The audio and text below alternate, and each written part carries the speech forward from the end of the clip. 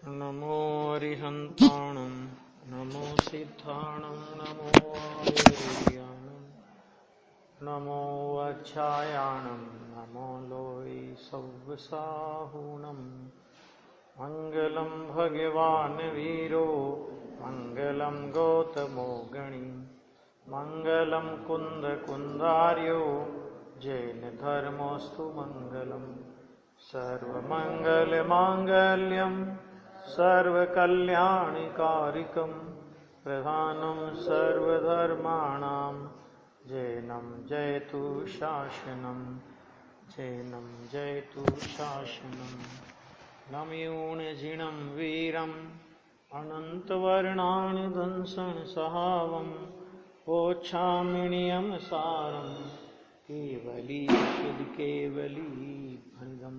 मिल गया?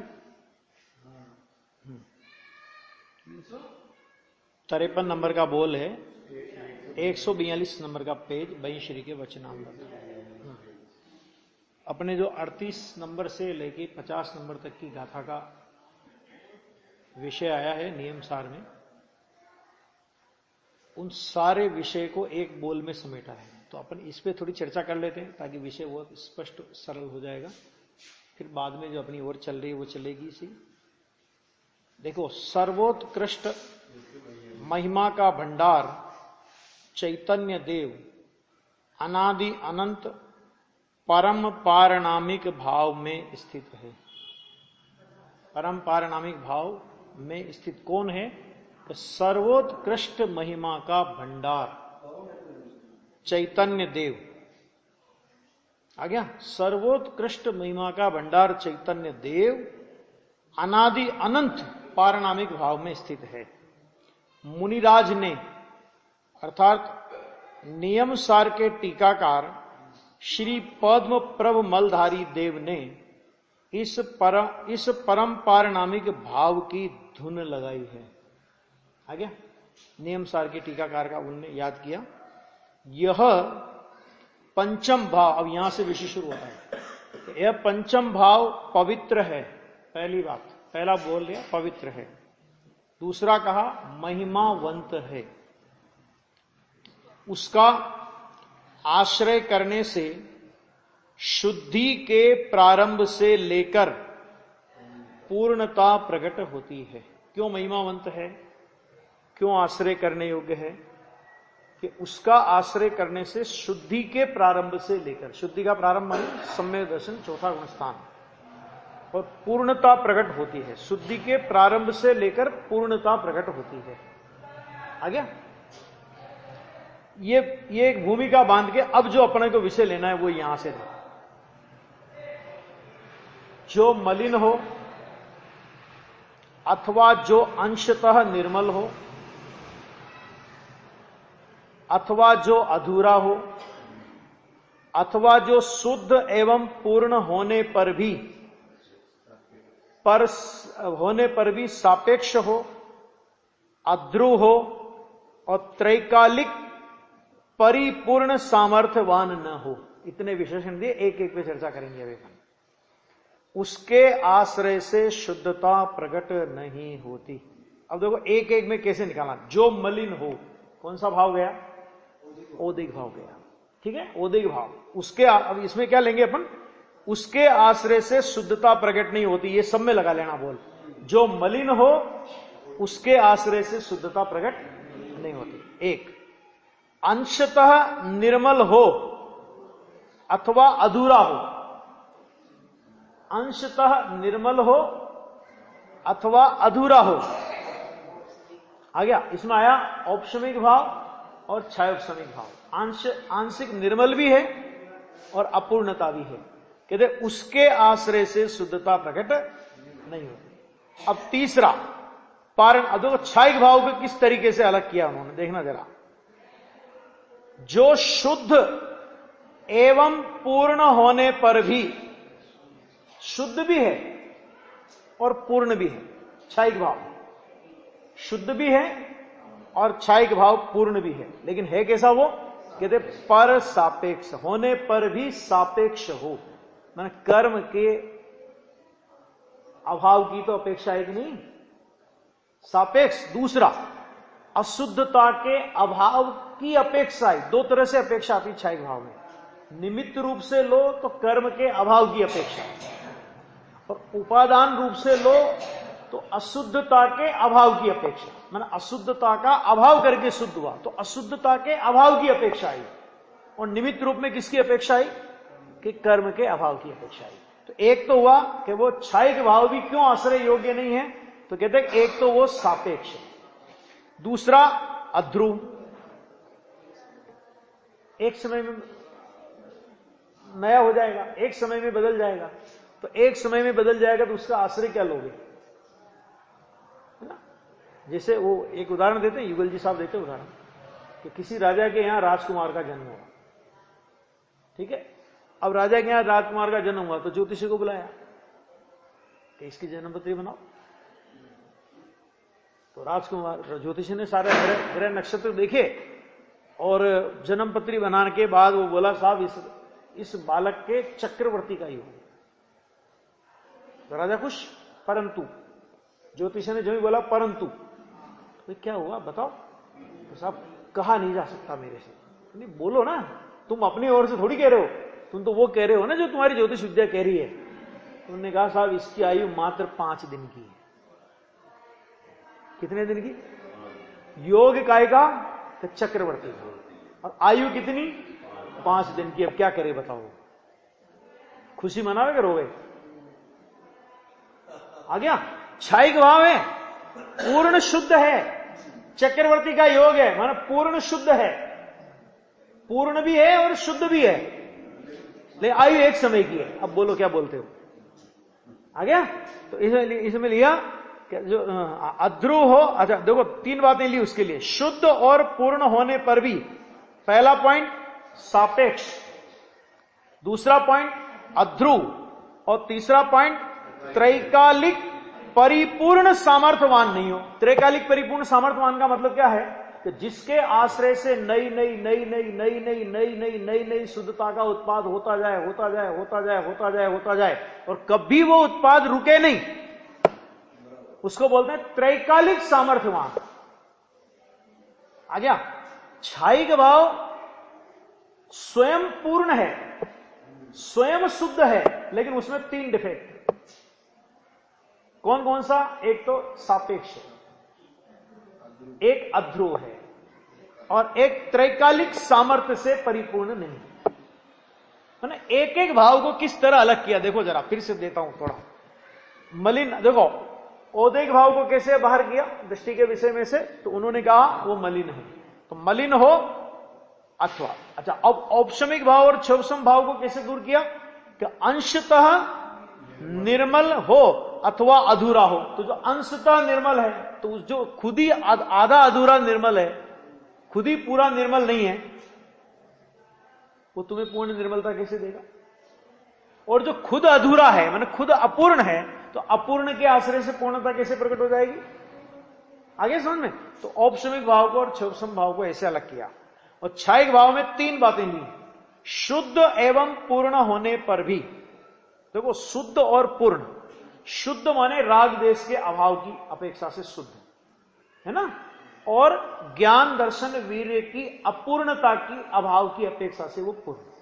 आ गया। और 2 ही तरह के भाव कर्म होते हैं पंचास्तिकाय में, 2 तरह के भाव कर्मों की चर्चा की। एक होता है अशुद्धता रूप भाव कर्म, और एक होता है आवरण रूप भाव कर्म। कौन कौन से 2 कर्म हो गए भाव कर्म? अशुद्धता रूप और आवरण रूप। मोह राग द्वेष ये अशुद्धता रूप भाव कर्म है, और ज्ञान दर्शन वीर्य की अपूर्णता, अरे यहां तक कि गणधर का 4 ज्ञान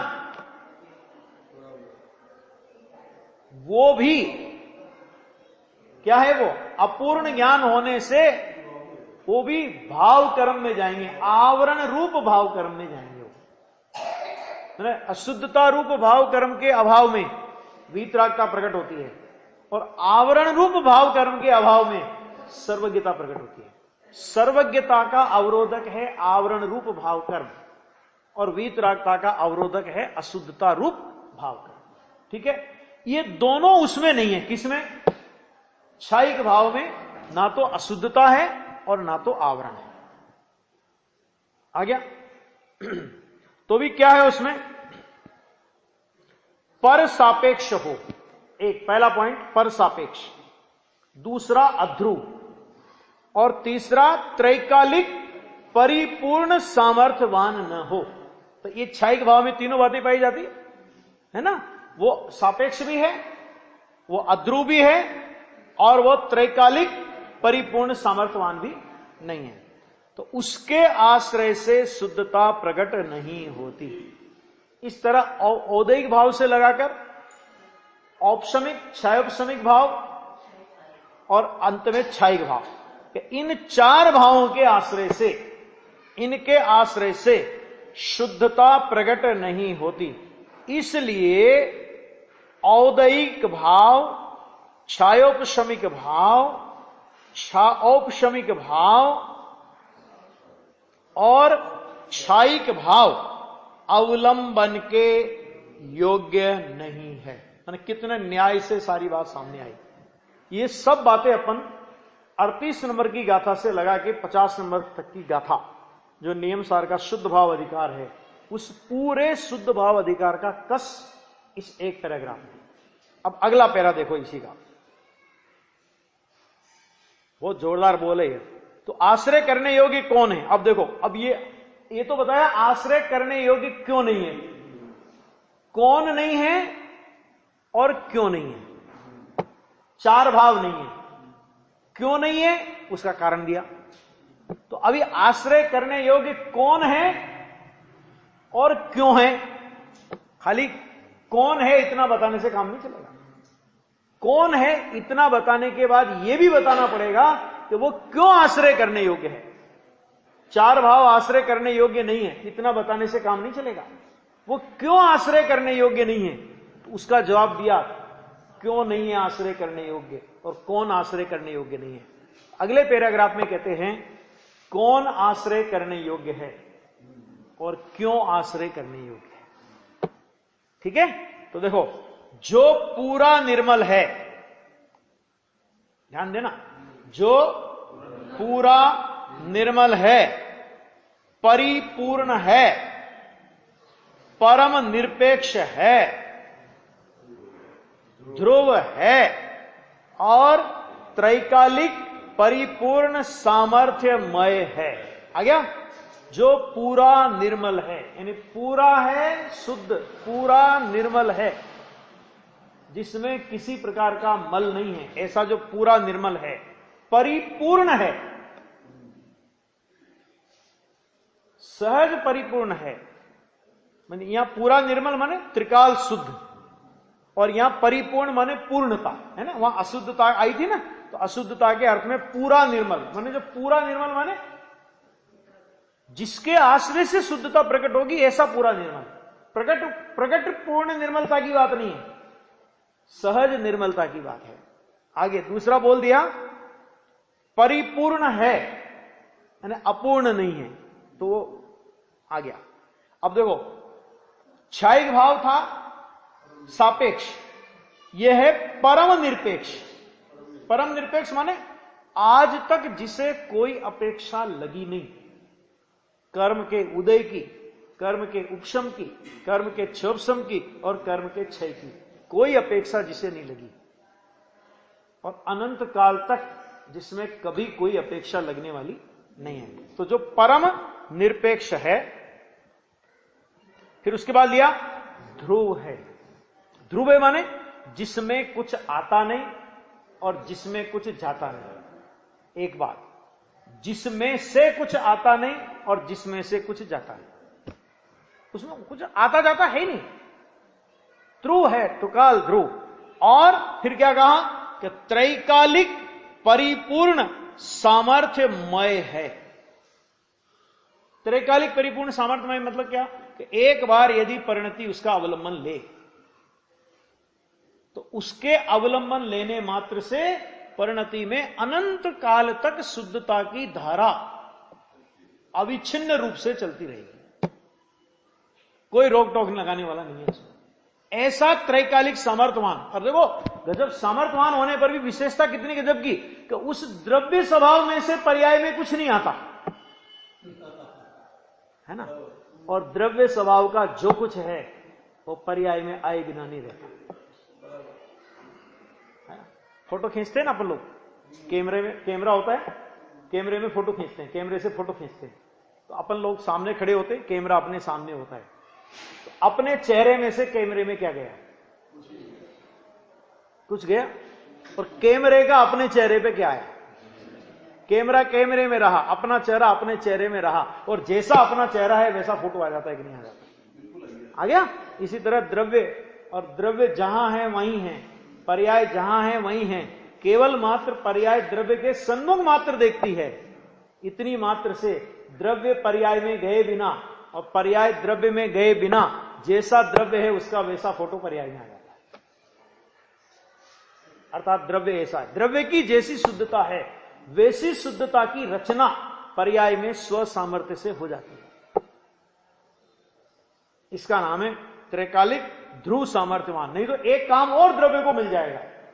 अगर द्रव्य पर्याय को शुद्धता दे तो फिर द्रव्य का एक काम और हो गया, एक ड्यूटी होगी उसकी, क्योंकि पर्याय तो हर समय बदलेगी और हर समय बदलने वाली पर्याय को द्रव्य को शुद्धता देना पड़ेगा। आ गया। तो ये तो और मुसीबत हो गई। अभी तक वो पर्याय द्रव्य का आश्रय नहीं करती थी। समझना ध्यान से, थोड़ा बहुत लॉजिक है इसमें, कि द्रव्य का आश्रय नहीं करती थी।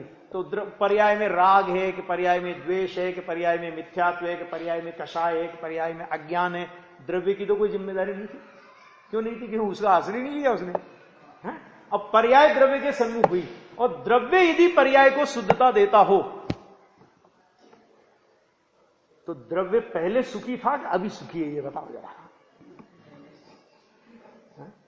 पहले द्रव्य तो पहले सुखी, उसको कोई काम ही नहीं करना पड़ता था, कोई श्रम नहीं कि पर्याय में शुद्धता डालना, पर्याय में शुद्धता डालना, पर्याय में शुद्धता डालना। पर्याय आश्रय नहीं लेते, जो होता हो पर्याय का। द्रव्य तो मजे में था ना। अब पर्याय ने द्रव्य का आश्रय लिया, समझे?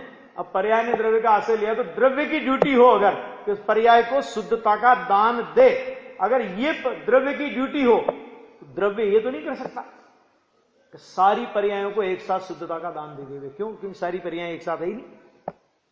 पर्याय तो एक एक समय करके आएगी, एक एक समय करके एक एक पर्याय आएगी, और हर समय वो पर्याय आएगी और द्रव्य उसमें शुद्धता दे, द्रव्य उसमें शुद्धता दे, द्रव्य उसमें शुद्धता दे, तो और अच्छा, वो अच्छी आफत मोल लेनी है। तो व्यवस्था क्या है? कि व्यवस्था ये है कि द्रव्य कुछ देता नहीं और पर्याय द्रव्य में से कुछ लेती नहीं। तो होता क्या है कि मात्र वो द्रव्य के सन्मुख देखती है, द्रव्य रूप अपने को अनुभव करती है, इसी में से पर्याय की झोली भर जाती है। जो द्रव्य के सन्मुख देखने मात्र से पर्याय में शुद्धता का उत्पाद हो जाता है तो द्रव्य को पर्याय में आने की आवश्यकता कहां बचती है? आगे बात समझ। ऐसा गजब का, ऐसा गजब त्रैकालिक सामर्थ्यवान, माने उसका त्रैकालिक सामर्थ्यवानपना यही कि उसकी ओर लक्ष्य करते हुए पर्याय अनंत काल तक शुद्धता रूप परिणमेगी। ये उसकी सामर्थ्य है कि पर्याय ने उसकी सामर्थ्य रूप अपने को अनुभव किया। जैसी द्रव्य की सामर्थ्य है उस द्रव्य रूप पर्याय ने अपने को अनुभव किया।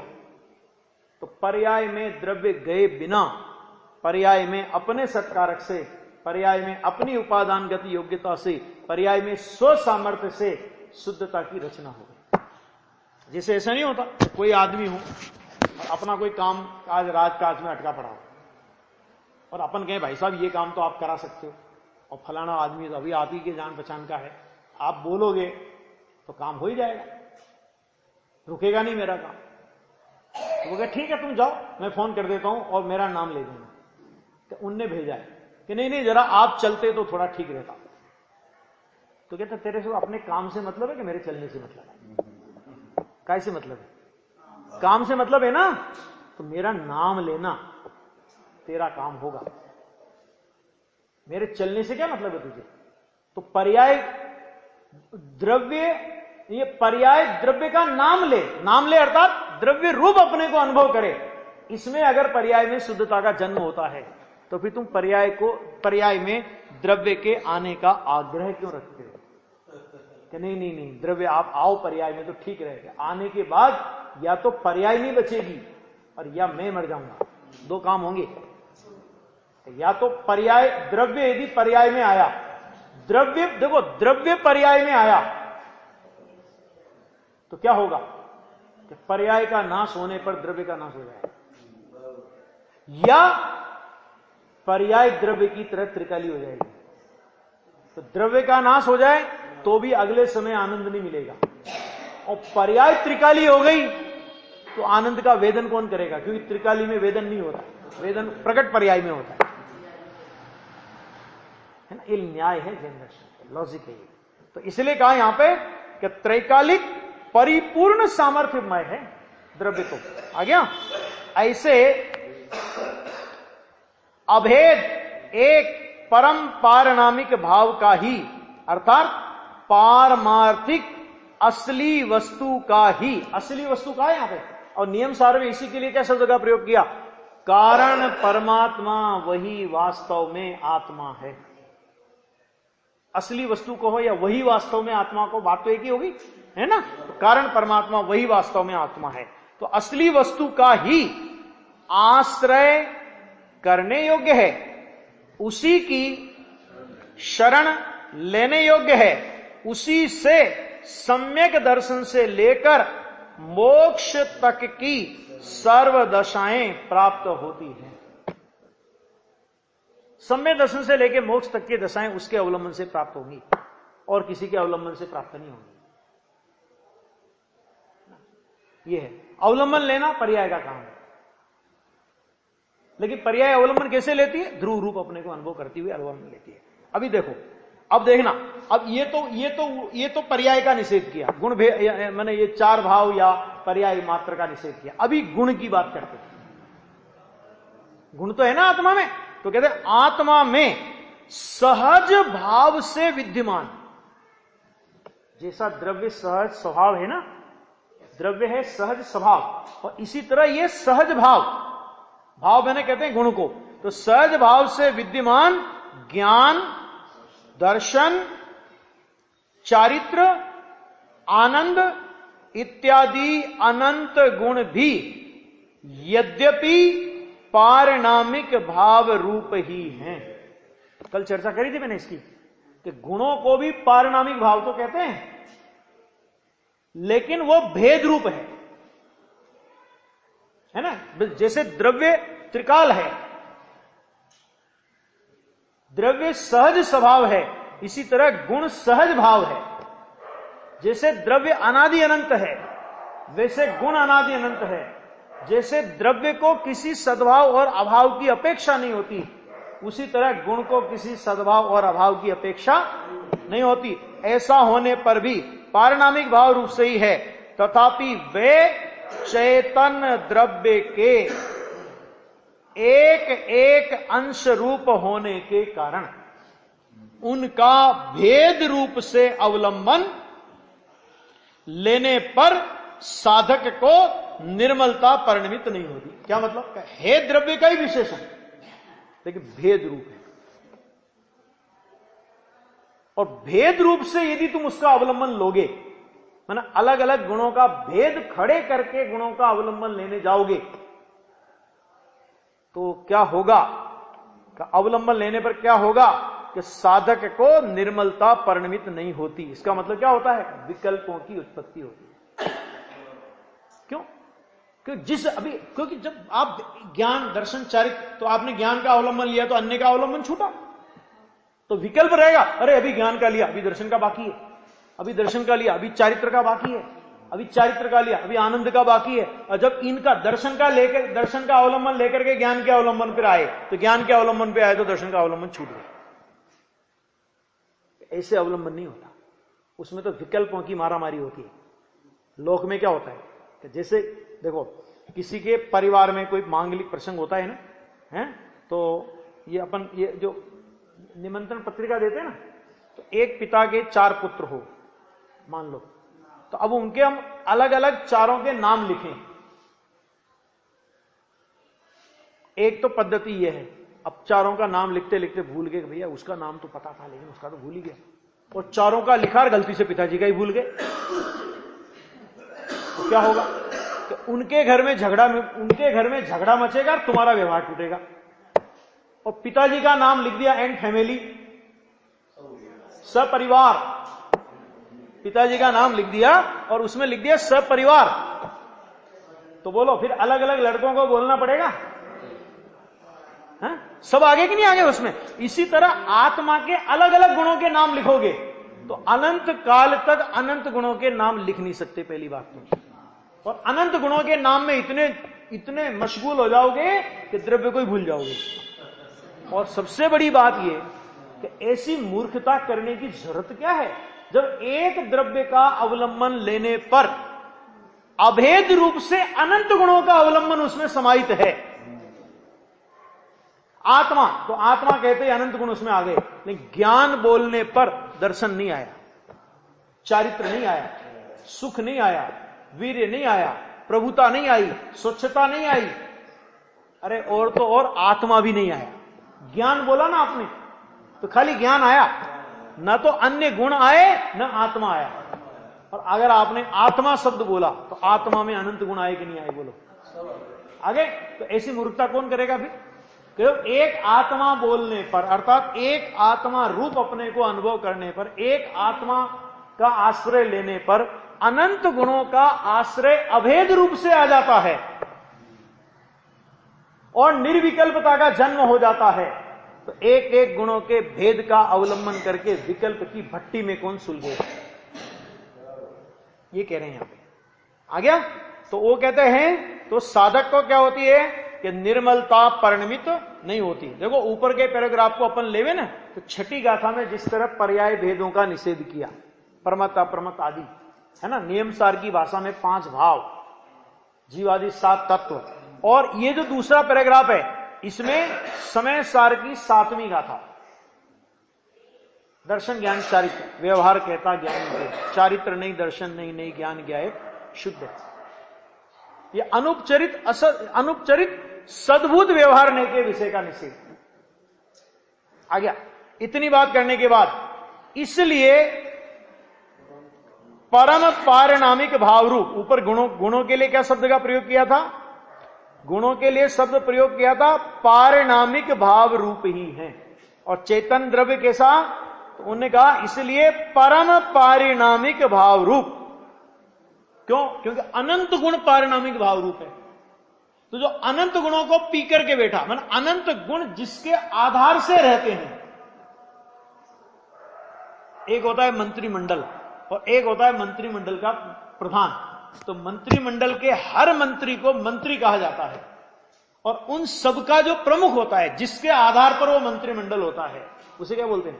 प्रधानमंत्री, है ना। तो ऐसे अनंत गुण पारिणामिक भाव रूप और अनंत गुणों का आधार भूत जो द्रव्य, तो उसको बोलते हैं परम पारिणामिक भाव। तो परम पारिणामिक इसलिए कहते हैं यहां पे, इसलिए परम पारिणामिक भाव रूप अनंत गुण स्वरूप अभेद एक चेतन द्रव्य का ही, अर्थात दूसरे शब्दों में कहना हो तो क्या कहेंगे? अखंड परमात्मा द्रव्य का ही आश्रय करना, यह करने के योग्य कार्य है। आ गया?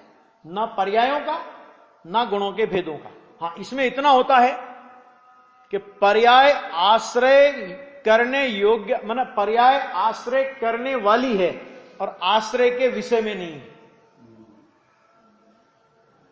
और गुण आश्रय करने वाला नहीं है, लेकिन आश्रय के विषय में अभेद रूप से शामिल है, भेद रूप से नहीं। समझ में आ गया? पर्याय तो आश्रय के विषय में शामिल नहीं है, पर्याय आश्रय करने वाली है, लेकिन आश्रय के विषय में पर्याय नहीं आती।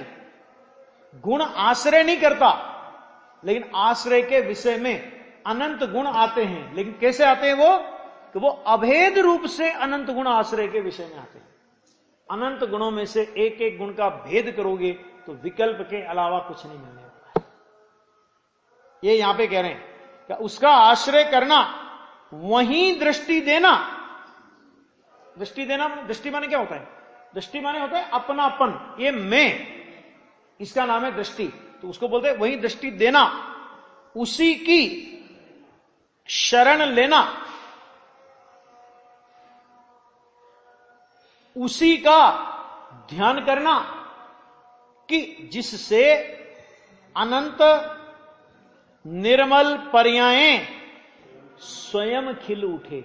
वो खिलाएगा नहीं, ये आश्रय लिया ना, शरण ली ना, अवलंबन लिया, दृष्टि दी कि ये सब पर्याय ने किया है काम। तो जब पर्याय ने ये काम किया तो पर्याय को क्या पुरस्कार मिला कि वो पर्याय निर्मलता रूप से विकसित हो गई। अभी तक क्या थी? अभी तक मलिन थी, अब वो पर्याय निर्मलता रूप से परिणमित हो गई। अभी तक पामर थी, अब वो पर्याय प्रभुता रूप से परिणमित हो गई। अभी तक अज्ञानी थी, अब वो पर्याय ज्ञानी रूप से परिणमित हो गई। अभी तक मिथ्या दृष्टि थी, अब वो पर्याय सम्य दृष्टि रूप से परिणमित हो गई। अभी तक संसारी थी, अब वो पर्याय सिद्ध दशा रूप से परिणमित हो गई। चैतन्य द्रव्य का अवलंबन का ऐसा महान फल है। इसलिए द्रव्य दृष्टि करके अखंड एक ज्ञायक रूप वस्तु को लक्ष्य में लेकर उसका अवलंबन करो, आदेश दिया है। कि अगर तुम्हें अपना हित करना हो तो क्या करना है? तो क्या कहा कि द्रव्य दृष्टि करके अखंड एक ज्ञायक रूप वस्तु को लक्ष्य में लेकर उसका अवलंबन करो। ये करने योग्य कार्य जीवन में जो अपन ने नहीं किया, इसके अलावा सब किया। आ गया? वही वस्तु के अखंड एक परम पारनामिक भाव का आश्रय है, उसी का नाम आश्रय कहते हैं। उसी को आप में आश्रय करना माने क्या? क्योंकि आश्रय करना माने क्या? भाई दृष्टि करना, उसकी सन्मुखता करना, उसको और झुकाव करना, उसमें अपनापन करना, उसे अपने रूप से जानना, उसमें अपने रूप से स्थिरता करना, ये सब आश्रय के ही नाम है। अब ज्ञानी को क्या होता है? अनुभूति, जो सम्य दर्शन होता है ना, तो उस समय श्रद्धा का पूरा आश्रय हो गया, चारित्र अपेक्षा से आश्रय की शुरुआत हो गई। अब श्रद्धा का आश्रय बदलेगा नहीं, और चारित्र का भी जितना आत्मा का आश्रय हो गया उतनी निर्मलता प्रकट हो गई, और बाकी जितना बहिर्मुख उपयोग है वो अंतर्मुख होते होते होते होते पूर्ण शुद्धता का उत्पाद करके जीव को सिद्ध में ले जाएगा। आत्मा अनंत गुणमय है अनंत गुणमय, गुण वाला नहीं कहा, अनंत गुणमय मन अभेद रूप से अनंत गुण जिसमें बसते हैं, ऐसा अनंत गुणमय है। परंतु द्रव्य दृष्टि गुणों के भेदों का ग्रहण नहीं करती। अरे जब गुणों के भेदों का ग्रहण नहीं करती, जो पारनामिक भाव है, तो जो पारनामिक भाव रूप है, जब उन भेद रूप गुणों का भी जब दृष्टि ग्रहण नहीं करती, तो जो अभी है और कभी नहीं है, अभी है और अनंत काल तक नहीं है, फिर एक समय की पर्याय उसी समय है ना, उसके बाद वो पर्याय तो अनंत काल में कभी नहीं आएगी, उत्पाद रूप से होकर के तो कभी नहीं आएगी ना। सिद्ध भगवान को मिथ्या दर्शन था पहले संसार दशा में, अभी उनका अभाव हो गया, राग द्वेष का अभाव हो गया। अब अनंत काल तक सिद्धालय में सिद्ध भगवान रहेंगे। पहले उनमें ये पर्याय हुई थी, ऐसी योग्यता तो उनमें आज भी पड़ी है, लेकिन जो पर्याय मलिनता की, अशुद्धता की, अपवित्रता की, विकार की उत्पन्न होकर के नष्ट हो गई, अब वो विकार की पर्याय अनंत काल तक उन सिद्ध परमात्मा के आएगी? अभी नहीं आएगी। अपने तो आएगी, अरे अपने भी वो जो विकार की पर्याय एक बार गई, अब अनंत काल तक वो पर्याय कभी नहीं आएगी। दूसरी विकार की पर्याय आ सकती, वैसी ही विकारी पर्याय हो बने, लेकिन वो पर्याय अनंत काल तक नहीं आएगी। तो जो एक समय के लिए दर्शन देकर अनंत काल के लिए अंतर्धान हो जाए, और जिसे फिर केवल ज्ञान में ही ढूंढना पड़े, केवल ज्ञान ही जानेंगे ना फिर तो उसको, और तो जान नहीं सकता, तो उसका अवलंबन कैसे लोगे तुम? ग्रहण नहीं करती। यहां तो गुणों के भेदों का भी ग्रहण नहीं करती, वह तो एक अखंड त्रैकालिक वस्तु को अभेद रूप से ग्रहण करती है। इस शब्द पे ध्यान देना, वस्तु को कैसे ग्रहण करती है? अभेद रूप से, उसमें भेद नहीं, क्योंकि भेद किया और विकल्प, पर्याय की बात तो छोड़ो, गुणों का भेद भी किया, विकल्प खड़ा हो गया विकल्प। क्योंकि अरे विकल्प हुआ तभी तू भेद में आया, आ गया, तो ये अभेद रूप से उसको ग्रहण करती है। यह पंचम भाव कैसा है? तो बहुत बढ़िया शब्द का प्रयोग कर रहे हैं कि यह पंचम भाव पावन है। पावन है, कैसा पावन? कि जिसका अवलंबन करके परिणति पावन बनती है, ये तो सदा काल पावन है, एक बात। दूसरा, पूजनीय है। कैसे पूजनीय? अष्टद्रव्य से। देखो, द्रव्य स्वभाव कभी भी अष्टद्रव्य से पूजनीय नहीं होता। हमेशा जो अष्टद्रव्य से पूजनीय वाली बात होती है ना, वो पर्याय में लागू होती है। कभी भी द्रव्य इस तरह पूजनीय नहीं होता, उसमें द्रव्य की कीमत खंडित होती है। क्यों? क्योंकि पूजा से भी उत्कृष्ट काम उत्कृष्ट काम ध्यान है कि नहीं? पूजा और ध्यान, इन दोनों में ऊंचा काम कौन सा है? ध्यान ऊंचा काम, पूजा तो उससे हल्का काम। तो जो वास्तव में ध्यान का ध्येय हो, उसे हम पूजा का पूज्य बना दें, तो हमने उसको हल्का किया। समझ आ गया नहीं आया? हाँ, ये सब तो वो कहते हैं ये पूजनीय है। पूजनीय माने द्रव्य स्वभाव जो है ना, परिणति उसके सन्मुख हुई, इसका नाम द्रव्य स्वभाव की उसने पूजा की। माने उसकी पूजा अष्ट द्रव्य से नहीं होती, अंतर्मुख ढली हुई परिणति के द्वारा वो पूजनीय होता है। जैसा द्रव्य स्वभाव है वैसा अंश परिणति में प्रकट हुआ, इसका नाम भगवान आत्मा की पूजा। और सच में सारे ज्ञानी धर्मात्मा, सम्यदृष्टि, श्रावक, मुनिराज, अरिहंत और सिद्ध उसी एक परम पारनामिक भाव स्वरूप शुद्धात्मा की पूजा करते हैं। नमन करने योग्य पुरुष भी जिसे नमन करते हैं, ध्यान करने योग्य पुरुष भी जिसे ध्यान करते हैं, जिसका ध्यान करते हैं, ऐसा आत्मा तेरे ही देह रूपी देवालय में विराजमान। पाहुड़ दोहा में आएगा था, आ गया? तो आ गया। दूसरा पूजनीय है। फिर क्या कहा? उसके आश्रय से क्या होता है? का सम्यक दर्शन प्रकट होता है। उसका आश्रय हुआ ना, उसमें मैं पना आया तो समय दर्शन प्रकट होता है। सच्चा मुनिपना आता है। कब आता है मुनिपना? पहले सम्य दर्शन आता है, सम्य दर्शन आने के बाद फिर मुनिपना आता है। आ गया? और उसके बाद क्या होता है? शांति और सुख परिणमित होता है। जब मुनिपना आया तो फिर शुद्धोपयोग की धारा चली। 7वें गुणस्थान और उससे आगे के गुणस्थानों में शुद्धोपयोगी की जो धारा चली, तो उसमें क्या होता है कि शांति और सुख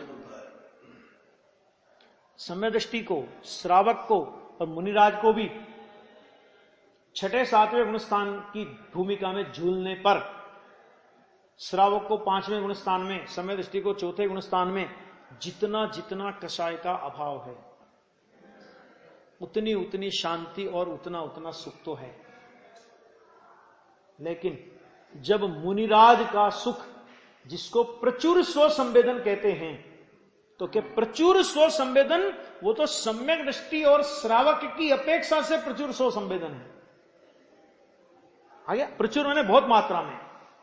लेकिन मुनिराज से पूछो तो मुनिराज कहते हैं कि हमें इस अतीन्द्रिय आनंद की पतली धारा से संतोष नहीं होता। 3 कषाय चौकड़ी के अभाव की धारा है, संजलन संबंधी कषाय बाकी है, फिर भी क्या कह रहे हैं, हमें ये आत्मा के अनुभव की पतली धारा से हमें संतोष नहीं होता। क्यों? क्योंकि मुनिराज किसको देख रहे हैं? तो मुनिराज सिद्ध को देख रहे हैं। कहां सिद्ध परमात्मा का अतीन्द्रिय आनंद, कहां अरहंत परमात्मा का अतीन्द्रिय आनंद, और कहां मेरा 6ठे 7वें गुणस्थान की भूमिका का झूलता हुआ आनंद। क्योंकि जो भी ज्ञानी होते हैं ना, अपने से आगे की भूमिका वाले को देखते हैं। मुनिराज ये नहीं देखते, अरे श्रावक तो इतना भी नहीं करते, हम तो इतना कर रहे हैं। मुनिराज कभी श्रावकों को नहीं देखते, श्रावक कभी सम्य दृष्टि को नहीं देखता, और सम्य दृष्टि कभी मिथ्या दृष्टि को नहीं देखता। सम्य दृष्टि है, इतनी मिथ्या दृष्टि ये भी तो कर रहे हैं काम। वो सम्य दृष्टि मिथ्या दृष्टियों को नहीं देखेगा, उनको आदर्श नहीं बनाएगा। उसका आदर्श कौन है? उसका आदर्श उससे आगे की भूमिका। श्रावक का आदर्श उससे आगे की भूमिका, मुनिराज का आदर्श उससे आगे की भूमिका। आ गया? ये श्रावकों से मुनियों की तुलना करना, ये मुनि धर्म के साथ में सबसे गंदा मजाक है। जो लोग बोल देते हैं ना हमसे तो अच्छे हैं, ये मुनि धर्म के साथ सबसे गंदा मजाक है। तुम किसके साथ तुलना कर रहे हो? अरे सम्यक दृष्टि श्रावक हो, पंचम गुणस्थानवर्ती, उसके साथ भी मुनिराज की तुलना नहीं हो सकती। क्यों नहीं हो सकती? क्योंकि वो भी पाप परिणाम से युक्त है भी, है ना। और हम तो एरे गेरे नत्थु खेरों से तुलना कर रहे हैं लोगों, मुनिराजों की अपने से तुलना कर रहे हैं। हमसे तो ये नहीं होता है, और आगे की भूमिका देखते हैं। इसलिए वो कहते हैं भाई पतली धार नहीं भाती हमको। तो शांति और सुख परिणमित होता है, वीतरागता होती है। शांति सुख वीतरागता, पहले सुख 12वें गुणस्थान में यथा क्या चाहिए तो होगा ना, 13वें गुणस्थान में वीतरागता आ जाएगी।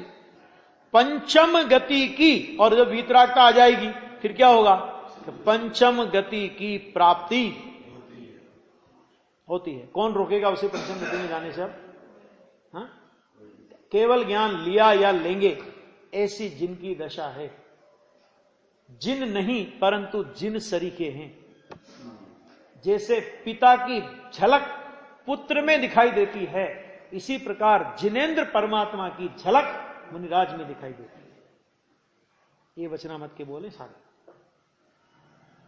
आया। ये एक बोल के अंदर ये जो 50 से 55 नंबर का जो अपना जो ये 38 से 50 नंबर की गाथा थी, उसका पूरा विषय इस एक बोल में उन्होंने समेटा है। जो इसलिए मैंने कहा एक बोल में, ताकि वो विषय अपने क्या बार बार एकदम अपने दिमाग में स्पष्ट हो जाए। ये आश्रय करनी होगी, क्यों नहीं, ऐसे क्षायिक भाव है, वो तो शुद्ध है, वो तो फलाना है। एक ऐसा हुआ था ना कि देवसास गुरु तो शुद्ध। गुरुदेव श्री से प्रश्न किया किसी ने कि देवसास गुरु तो शुद्ध है, वे भी पर, शुद्ध भी पर।